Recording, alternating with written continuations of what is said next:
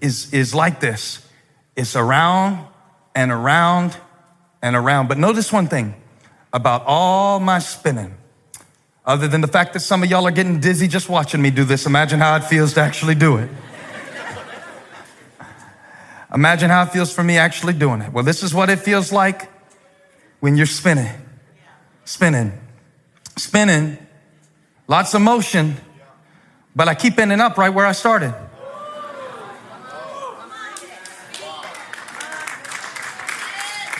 I'm right back here, only now I can't see straight. Now that's what it's like to toss and turn over stuff you can't control.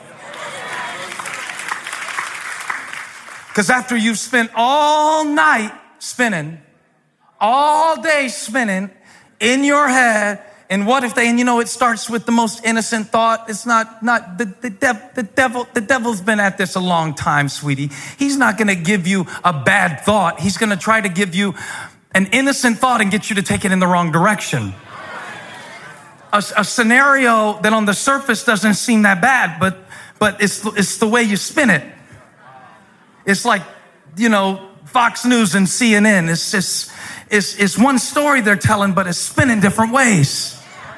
And it's how you spin it that determines how you see it. I am preaching Matthew chapter 6 like it's my last time today. Because when you get in that spin cycle, it's just around and around and around and around. And it doesn't make any difference. I'm not getting anywhere. I'm not working on it. I'm not making progress anywhere. And the devil gets me so dizzy that now by the time that I'm facing my real life challenges, I don't have the equilibrium to apply the effort in the direction that would create a result. Because I'm so dizzy, I can't find my balance. And now I don't know who to trust. I don't know what to do. Whoa, hang on, I need a minute. I've been spinning. By the way, that's why it takes you a few minutes when you get to church to get your heart in the right place, for the caffeine to kick in, and for you to stop spinning. Jesus said, look up at the birds, and then look at the flowers. The flowers? So you want me to look up? You want me to look down? I want you to look both. And notice something that the flowers don't do that your mind has been doing lately. He said, when you look at the flowers, notice how they do not labor or, give me the verse, please, 28.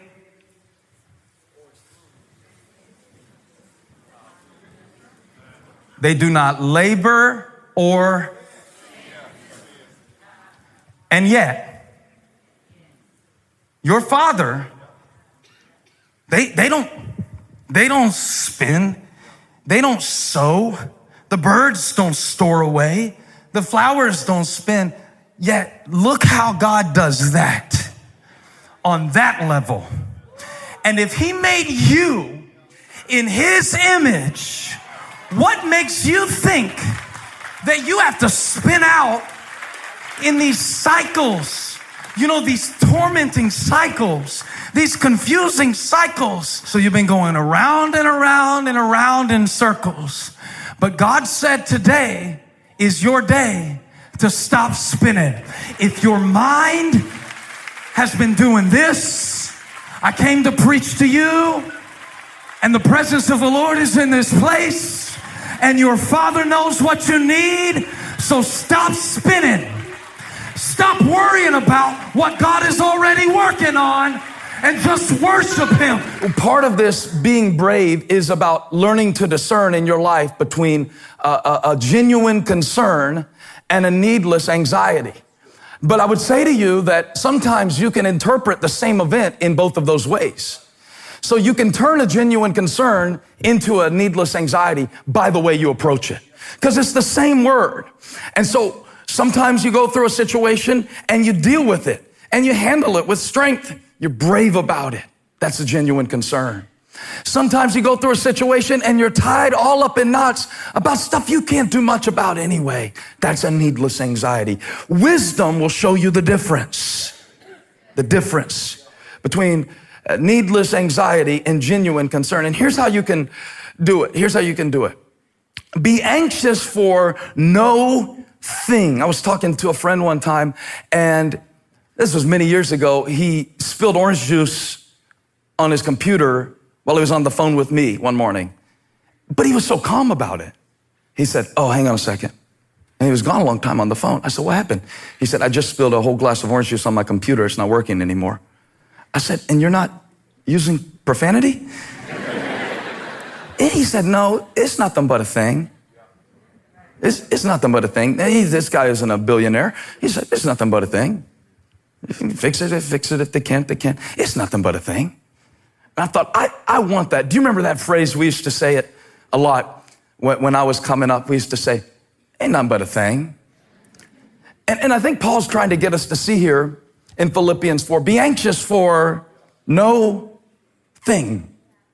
Be concerned about the state of your soul. Be concerned about the state of your children's soul. Be concerned about God's work in the world. That's a genuine concern. But when it comes to the things, you got to learn to look at some things in your life and just say, it ain't nothing but a thing. It is nothing but a thing.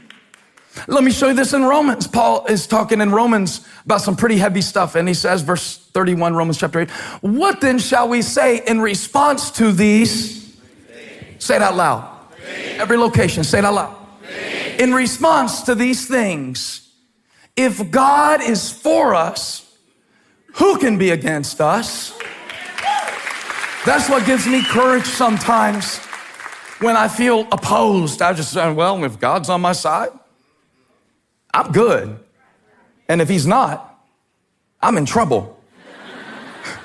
So it really doesn't matter what they're saying about me. It just matters what God sees in me. Because if he's for me, who can be against me? Take a number, line up. It won't matter because I'll still be standing. And you can have that confidence as God's child. It's not cocky. It's just confident. That's what Paul's saying. It says, it's just a thing. He said, it's a thing. Look at the next verse.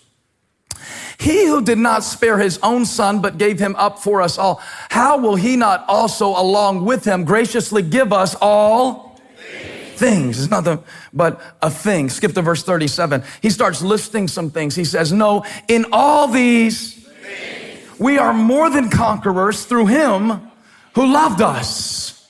What kind of things are you talking about, Paul? Spilling orange juice on the computer? Big deal. No, I'm convinced that neither death nor life, neither angels nor demons. This is heavy stuff.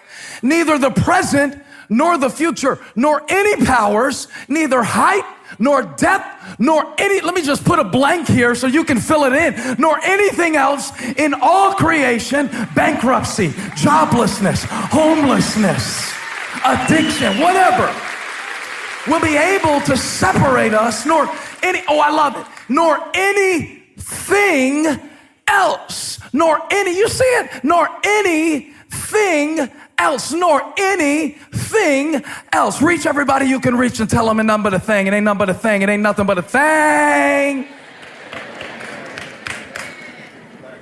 This is a thing. Be anxious for no thing. I want you to do that this week now.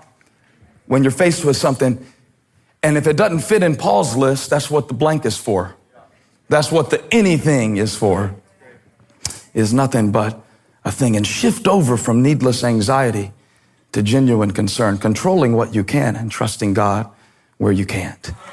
Easier. When the enemy comes after your destiny, his first step is to set up a stronghold in your imagination. The enemy wants to make it where you can't stand to be alone, and every time you go to think, you worry so much about what might happen that you can't worship God. So now you can't worship because you're so worried. But God said today, we're going to get this thing turned around and recapture your imagination to where you feel free again, to where you can dream about something again, to where you can think crazy thoughts and just write stuff down and just walk around singing stuff off tune, making up words. You used to do that. You used to do that. You used to walk around just with just anything, but now you're so anything. I told the devil the other day, get your hands off God's property. My imagination is God's house. My imagination was purchased with the blood of Christ. You can't set up camp here. I got dreams to dream. I got visions to see. I got a future to imagine.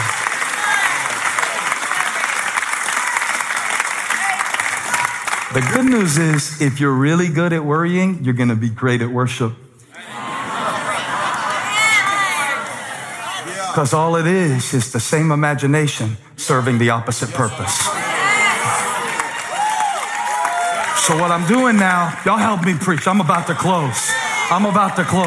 But before I close, God said, we need to reverse the cycle of the way that you're thinking about things. We need to reverse the cycle. So when you wake up in the morning, stop checking the fear cast. Stop waking up in the morning and thinking about how every possible meeting could go wrong and you don't have anything clean and you wore that on Tuesday. I promise you, nobody has been keeping a spreadsheet of your shoes. Put on those same shoes you wore Tuesday and walk into your Thursday and expect to see the goodness of the Lord. Where you at, faith people? Do I have any faith casters in the house? David said, if I take the wings of morning or dwell in the uttermost part of the sea, watch this, even there, your hand will lead me. And your right hand will hold me fast. Because God is watching over me. And he's looking into me. I didn't check the fear cast this week. I checked the faith cast. It's corny, but I bet you it'll drive back depression if you check the faith cast, because God has been too good for me to stay anxious. But now the interesting thing is, I'm holding the mic, but there's a guy that you don't see named Neil. And Neil this week, among many others at our different locations, happens to be in the back of the room, sitting behind a console. And you know what's interesting? I'm up here talking, and I'm holding the mic, but at any moment, Neil can decide.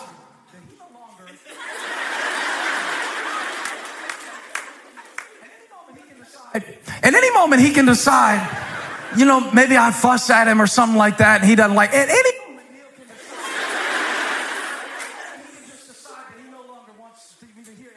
moment, here's the principle. I'm holding it, but I'm not controlling it. They got it last night. That's what I know about my life. That's what I know about my time. That's what I'm learning about my money. That's what I'm learning about my children, my responsibility. I'm holding it, but somebody I can't see is controlling it.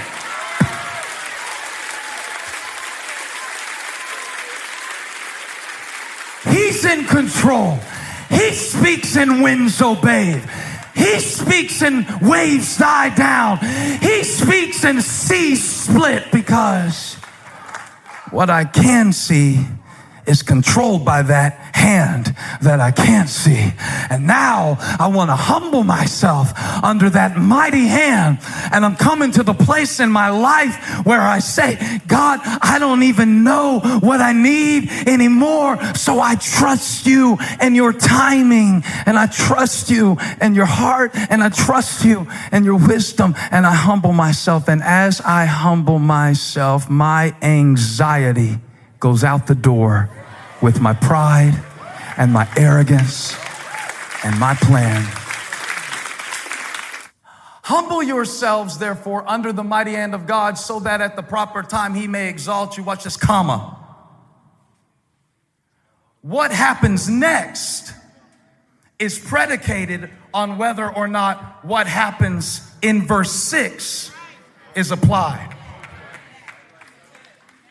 In Greek, it is one sentence. Humble yourself, therefore, under God's mighty hand, that he may exalt you in due time. Watch this. Casting all your anxiety on him because he cares for you. See, I've been trying to cast my anxieties and keep my pride. But the thing about it is, you need to know that the pride and the anxiety come in the same package. So if you insist on doing it your way, then expect to feel like the weight of the world is on your shoulders, because it is. You can't just do verse 7 because you decide to. God, take it off me. God, take it off me. I'm so worried, God. Make me not worried anymore. Don't you care if we perish? That's what Peter said one time in the boat. Don't you care that we're drowning? Don't you care? Don't you, God, don't you, you said cast all my anxieties on you. I'm casting them.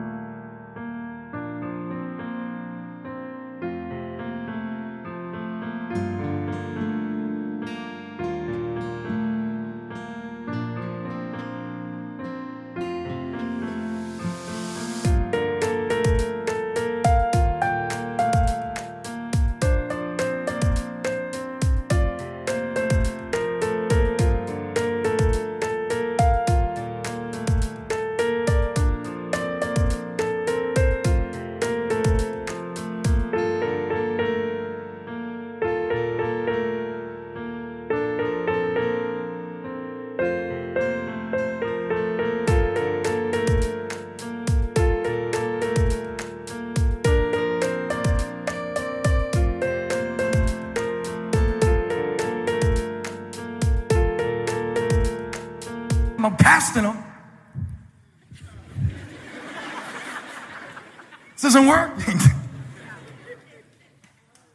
See, look at the word anxiety, because I'm telling the Lord in my prayers, I don't know if I can do it, and I don't know if I can do it, and I just need you to give me a sign that I can take the church forward in the next 10 years, and I just need to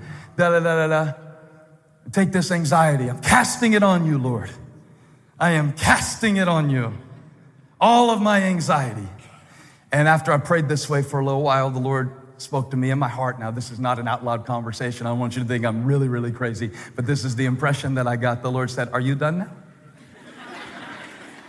Shut up, Peter. You done now? Look at the word, anxiety. Look at how it's spelled in English. Look at what is in the center of the word. Do you see it? Show them on the screen. At the center of your anxiety, if you really trace it, I'm not talking about a medical condition. I'm not a pharmacist. I don't know about all that. I am not a neurologist. I'm saying, spiritually speaking, that the Lord told me at the center of your anxiety,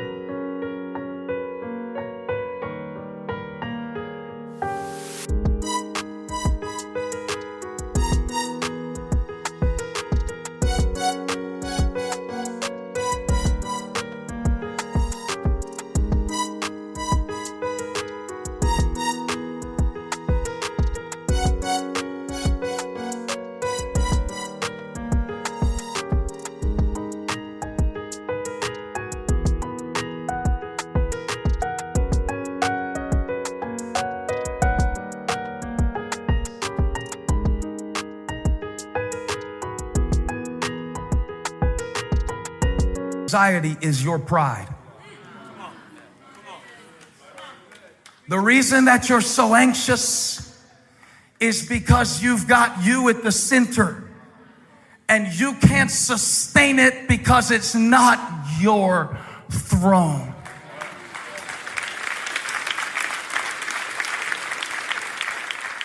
I mean, even listen to your language, the Lord said. I don't know if I have what it takes. I don't know if I can do it. I don't know if I can make it.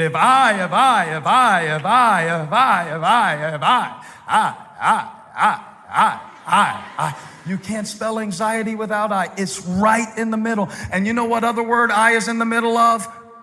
Pride.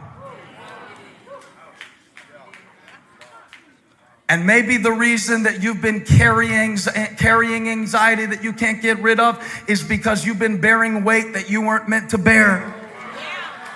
You better humble yourself under the mighty hand of God. Because if you stay weighed down with pride, you're going to be weighed down with